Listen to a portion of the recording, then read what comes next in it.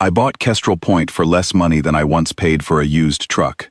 That should have told me something right there. Nobody sells a whole orbital station for pocket change, unless there is a reason nobody wants to say out loud. I am Alex Vance, former Marine Corporal, freshly discharged, tired of loud places and louder people. After the war ended, I did not want medals or parades. I wanted quiet. So when I saw the listing for a decommissioned station drifting in a dead system, empty for years, I thought, perfect.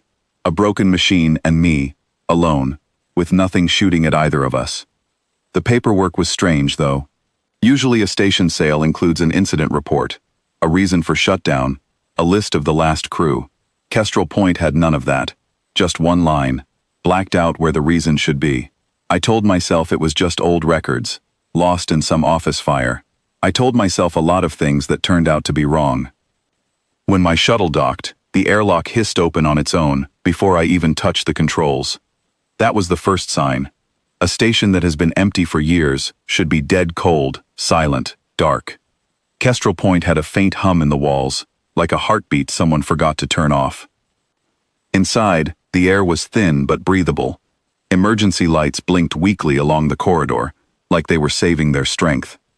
I walked through hallways coated in dust, but not the thick, heavy dust of true abandonment. This was thinner, newer, like something, or someone, had disturbed it more recently than years ago. In the crew quarters, I found half-eaten meal trays still sitting on tables, as if someone had walked away in the middle of breakfast and never returned. A child's drawing was taped to the wall, stick figures holding hands under a paper sun. My throat tightened at that. Families had lived here. This was not just a research post, it was a home. The ship's logs, what was left of them, cut off mid-sentence. Not damaged, not corrupted, just stopped. Like someone reached in and turned the recording off on purpose, in the middle of someone talking. My old instincts came back fast. In the Marines, we learned to check corners, count exits, and never trust silence. I thought peace would shut all that down.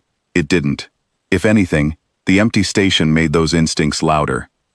I spent the first few weeks just trying to bring Kestrel Point back to life, one system at a time. The reactor first, because without power, nothing else mattered. Then the air scrubbers, so I could breathe without wearing a mask every hour of the day. Then the water recyclers, the lighting grid, and finally, slowly, the communication array. It became almost like caring for an old friend who had been badly hurt. I talked to the station while I worked, the way I used to talk to my squad during long, boring watches. I even gave a name to a stubborn little maintenance drone that kept getting stuck in narrow vents. I called him Rusty, because half his paint had worn away to bare metal. The day I got full power running through every deck, I sat in the observation lounge with a warm can of something that used to be beer, watching the stars outside the windows, and felt something close to peace for the first time in a long while. But peace on Kestrel Point never lasted long. While repairing an old data terminal, I found a fragment of a final log entry. A woman's voice, tired, speaking fast, like she did not have much time. Evacuation is not what they are calling it. We are being extracted, no official order, no listed authority. If anyone finds this station after us, please, do not trust the quiet. It's not empty, it's sealed. The recording cut off there. My skin went cold. Evacuation and extraction sound almost the same, but they are not. Evacuation means running from danger. Extraction means someone else decided you needed to disappear, and probably had the muscle to make it happen quietly. I checked the schematics again, comparing them against the official layout listed in the sale documents. There was a mismatch. According to my map, there should be nothing below Deck 7 except storage tanks and old wiring, but the station's own internal structure told a different story. There was another deck beneath that, one that did not officially exist. I found the entrance behind a false wall panel in a maintenance corridor, hidden so well I almost missed it. A heavy blast door, thick enough to survive a hull breach, sat behind it, sealed tight. No keypad, no standard access panel, just a small biometric scanner, waiting for a hand that clearly was not mine. Being stubborn, and having spent enough time in tight, dangerous spaces during my service, I found a way around it. It took patience, a few tools I never thought I would use again, and more time than I would like to admit, but eventually, The old door groaned open. The room behind it looked untouched by time. Screens still glowed faintly. Star charts covered one wall, showing regions of space marked as restricted, places no ordinary station should have any business knowing about. On another wall, framed documents hung neatly, stamped with insignias I recognized from two sides that were supposed to be enemies during the war. One human, one belonging to a species we had been fighting for years. A data core sat in the center of the room, still humming quietly, patient, waiting for someone to finally ask it the right question. I sat down and started reading. What I found changed everything I thought I knew about the war, and about Kestrel Point. This station was never just a research post. It was a secret meeting place, hidden far from prying eyes, where human officers and representatives from the very species we were fighting had been quietly working together. Not against each other, but against something else entirely. Something neither side wanted their own people to know about. The records only referred to it by a strange code name. Never a full explanation, but the fear in every written report was clear enough. Whatever this threat was, both sides agreed it was bigger than their war with each other. For years, small teams from both factions had rotated through Kestrel Point, sharing information, testing early warning systems, trying to build some kind of defense against whatever was coming. It worked, quietly, successfully, right up until someone outside this secret circle discovered what was happening. The final entries were rushed, frightened. Someone had leaked the station's existence. Within days, orders came down to shut everything off and remove all personnel immediately. No explanations given. The crew was extracted so quickly that half of them left their meals unfinished on the table. The station was left running just enough to avoid rotting from the inside, in case someone from either side needed to reactivate it later, quietly, the same way it had been built. Instead, I stumbled into it by accident, chasing cheap real estate and some peace of mind. I sat there for a long time, staring at the glowing charts, trying to decide what to do next. Old wiring hummed around me, whispering secrets that were clearly never meant for someone like me to find. Then the comm system chirped. An automatic beacon had activated the moment I powered up that hidden deck, alerting old contacts who had once used this station.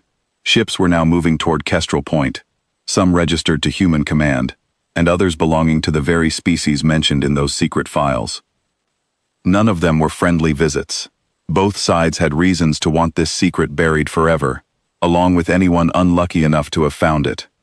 I had a choice to make, and not much time to make it. I could strip the station of anything valuable, take the data core, and run before either side arrived, disappearing quietly the way I originally wanted. I could contact human command directly, hand everything over, and trust that the truth would be used wisely instead of buried all over again.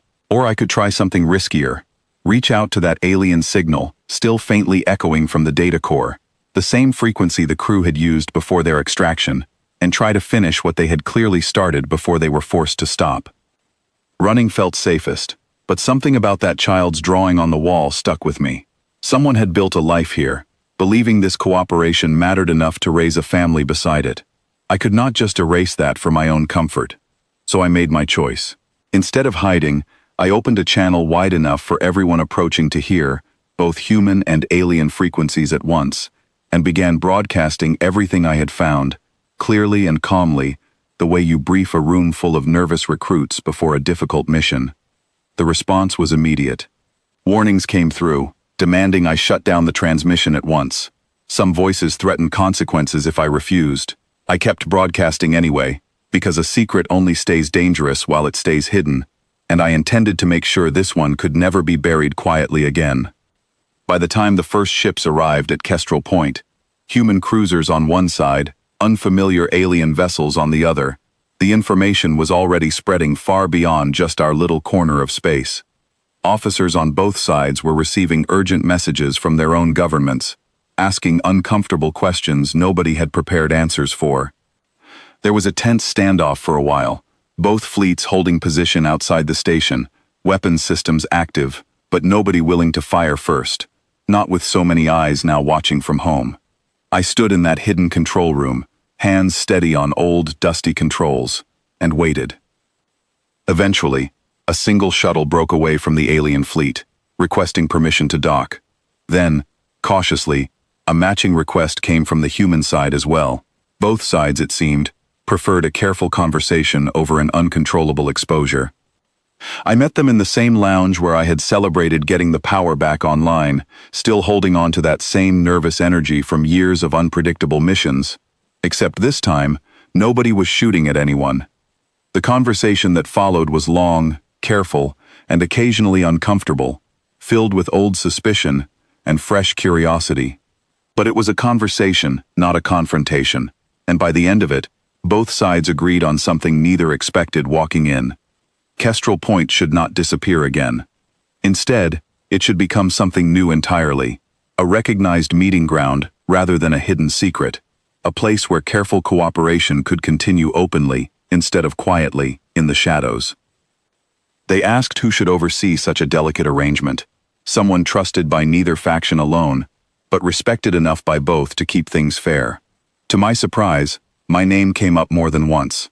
The ex-Marine who refused to let their secret stay buried, who chose honesty over easy silence, even when silence would have been simpler.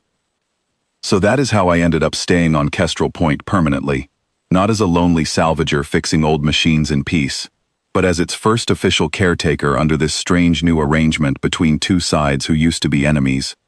I still talk to the station sometimes while I work, the same old habit from lonely nights of repairs. Rusty the drone still gets stuck in vents more often than he should. The observation lounge window still shows the same quiet stars I first watched with that warm can of beer, back when I thought I had found nothing more than a cheap, empty station. I came out here looking for silence after a long war. Instead, I found the beginning of the first real peace either side had managed in years, hidden behind a locked door nobody was supposed to open. Turns out, that is not such a bad way to spend a discharge after all.